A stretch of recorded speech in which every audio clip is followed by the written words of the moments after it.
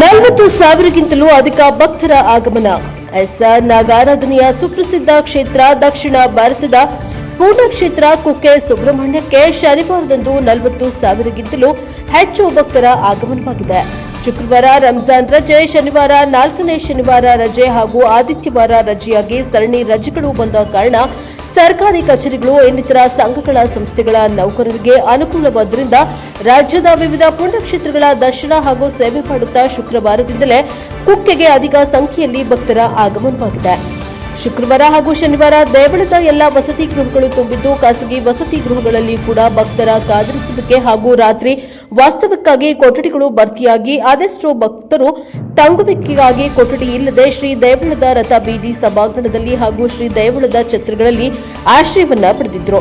ಇತ್ತ ಶ್ರೀ ದೇವಳದ ಸುತ್ತಮುತ್ತ ಹಾಗೂ ಆದಿ ಸುಬ್ರಹ್ಮಣ್ಯ ಸುತ್ತಮುತ್ತ ಇರುವ ಪಾರ್ಕಿಂಗ್ ಪ್ರದೇಶಗಳೆಲ್ಲವೂ ವಾಹನಗಳಿಂದ ಭರ್ತಿಯಾಗಿದ್ದು, ಮಾರ್ಗದ ಬದಿಯಲ್ಲಿ ವಾಹನಗಳನ್ನು ನಿಲ್ಲಿಸುವ ಪ್ರಮೇಯ ಕೂಡ ಬಂದೊದಗಿತ್ತು. ಶನಿವಾರ ಮುಂಚಾನೆ ಎಂದಲೇ ಕುಮಾರಧಾರ ಸ್ನಾನಘಟ್ಟದಲ್ಲಿ ಭಕ್ತರು ತೀರ್ಥಸ್ನಾನ ಮಾಡಿ ದೇವಳದ ಹೊರಾಂಗಣದಿಂದಲೇ ಸರತಿ ಸಾಲಿನಲ್ಲಿ ಬಂದು ಶ್ರೀದೇವರ ದರ್ಶನ ಪಡೆದರು. ತದನಂತರ ತೀರ್ಥ ಪ್ರಸಾದ ಸ್ವೀಕರಿಸುವರು.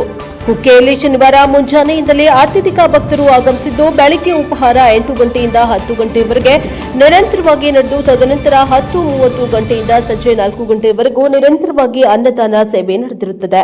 ಅನ್ನದಾನದಲ್ಲಿ ಸಾರು, ಸಾಂಬಾರ್, ಚಟ್ನಿ, ಪಲ್ಯ, ಪಾಯಸ, ಮಜ್ಜಿಗೆ ಇದ್ದು ಅನ್ನದಾನದಲ್ಲಿ ಭಾಗವಹಿಸಿದ ಎಲ್ಲ ಭಕ್ತರಿಗೂ ನೀಡಲಾಗಿತ್ತು. ಶ್ರೀ ದೇವಳದ ಅಧಿಕಾರಿಗಳು, ಸಿಬ್ಬಂದಿ ವರ್ಗದವರು, ಸೆಕ್ಯೂರಿಟಿ ಹಾಗೂ ಸ್ಥಳೀಯ ಠಾಣೆಯ ಪೊಲೀಸ್ ಸಿಬ್ಬಂದಿಯವರು ಭಕ್ತರ ಸುಗಮ ದರ್ಶನಕ್ಕೆ ಹಾಗೂ ಅನ್ನದಾನ ಸೇವೆಗೆ ಪಾರ್ಕಿಂಗ್ ಪ್ರದೇಶಗಳಲ್ಲಿ ವಾಹನ ನಿಲುಗಡೆಗೆ ವ್ಯವಸ್ಥೆಯನ್ನ ಕೈಗೊಂಡಿದ್ದರು.